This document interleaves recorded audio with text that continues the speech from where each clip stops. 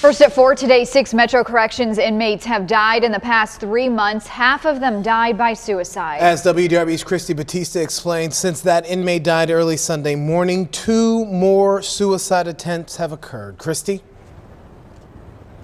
Gil Fallon, one of those suicide attempts was just after the mayor's news conference yesterday about that death. The second was this morning. No mental health professionals in the building. That's what the incident reports are saying, and there should have been at least 1 or 2. 36-year-old Leslie Starnes died by suicide early Sunday morning, the 6th Metro Corrections inmate to die in the past 3 months. At least half of those inmates died by suicide. We're trying to figure out why are all these deaths concentrated in this short period of time. Is there some systemic failures or some process failure?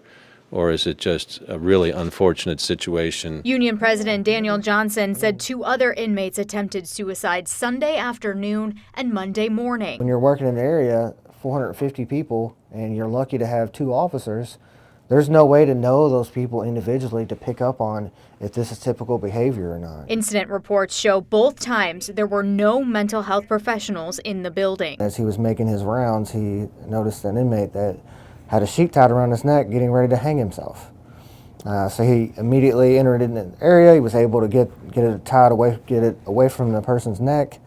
And then as soon as we get this guy secured where he's safe, calls for mental health, and we find out there are no mental health workers in the area. Metro Council members called on the mayor last week to remove the jail director and his executive staff. During a news conference Sunday, Director Dwayne Clark said the deaths are concerning. And I want to assure you that me and my staff are working hard each day, examining our processes and seeing what we can do to improve. Christy, this is not just about the mental health of inmates, though, right? No, it isn't. The union president says the same sergeant who responded to that inmate who died yesterday saved the inmate this morning. He worked a 16-hour shift yesterday, is doing the same thing again today, and will likely have another 16-hour shift tomorrow. The union president says if they were fully staffed, they would have mental health professionals for not just those inmates, but for also the officers. And they'd be able to go home right after a traumatizing event like this. Gil? Christy Batista reporting for us this afternoon. Stearns was in Metro Corrections on an out-of-county warrant. He was booked into the jail on January 26th, and a local judge just made a motion to change the way those cases are handled. Judge Julie Kalin posted this on social media.